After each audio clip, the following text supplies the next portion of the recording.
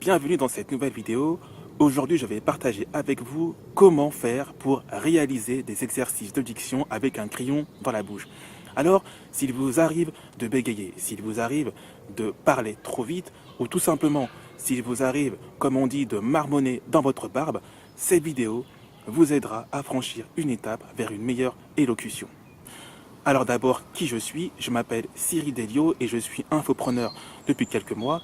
Mon but sur cette chaîne YouTube et dans cette vidéo est d'aider les personnes qui ont des difficultés à s'exprimer à l'oral, de pouvoir enfin surmonter leurs difficultés de langage au travers de méthodes efficaces que j'applique au quotidien. Car oui, j'ai été une personne qui bégayait énormément pendant très longtemps et c'est en appliquant quelques méthodes pertinentes que mon bégaiement a largement diminué et la méthode que je vais partager avec vous a très largement changé mon quotidien. Et vous saurez dans quelques instants pourquoi. Alors pourquoi faire des exercices de diction avec un crayon dans la bouche alors que traditionnellement les exercices de diction se réalisent sans crayon dans la bouche? Parce que tout simplement, le crayon dans la bouche permet d'ajouter une difficulté supplémentaire lorsque vous prononcerez vos mots en vous incitant à ouvrir davantage votre bouche et en mettant à l'épreuve tous les muscles qui permettent à votre mâchoire de fonctionner correctement. Donc l'intérêt de cette méthode est à mon sens de rendre plus fluide votre capacité à articuler après l'utilisation du crayon dans la bouche. Donc je vais vous montrer comment cette méthode se traduit en pratique. Alors, de quoi aurez-vous besoin pour réaliser cet exercice de diction? Vous aurez besoin d'un crayon comme ceci, un crayon en bois, et vous le mettrez dans votre bouche comme ceci. Voilà. Pourquoi je ne vous recommande pas de prendre un stylo comme ceci? Parce que ce stylo risquerait de se briser sous la pression de vos dents, alors qu'un crayon est un peu plus solide, un peu plus résistant. Alors j'ai choisi un texte très pratique qui va vous montrer l'intérêt de réaliser des exercices de diction avec un crayon dans la bouche. D'abord, ce qu'il faut savoir, c'est qu'il faut lire le texte une première fois sans le crayon dans la bouche, ensuite relire le texte une seconde fois avec le crayon dans la bouche, et enfin relire le texte une troisième fois sans le crayon dans la bouche. Pourquoi? Pour justement faire un avant et un après utilisation du crayon dans la bouche. Donc je vais lire le texte sans le crayon dans la bouche. Alors je commence. Madame S est une Suissesse.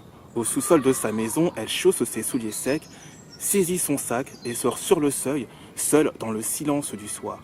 Quand soudain, elle aperçoit une scène sensationnelle. Sapristi, sous les 100 sapins, 606 sauts sans le sou, sus 606 sucette au cassis et 606 saucisses salées. Voilà. Maintenant, avec le crayon dans la bouche, comme ceci. Madame S est une Suissesse.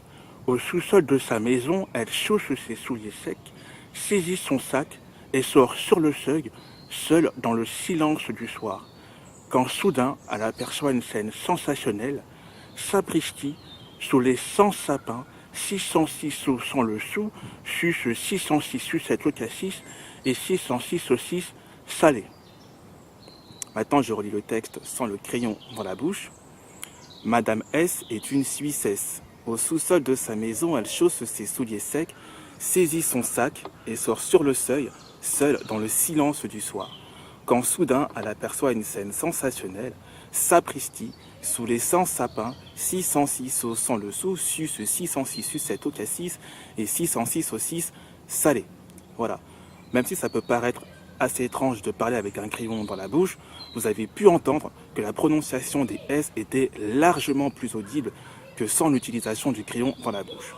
Voilà. Et que surtout, la flexibilité quant à la prononciation était beaucoup plus fluide et beaucoup plus audible. Voilà. Donc, alors imaginez-vous réaliser cette même action au quotidien sur une semaine, sur un mois, sur une année. Imaginez-vous à quel point vous obtiendrez des résultats concrets en très peu de temps. Il s'agit juste d'effectuer une action par jour.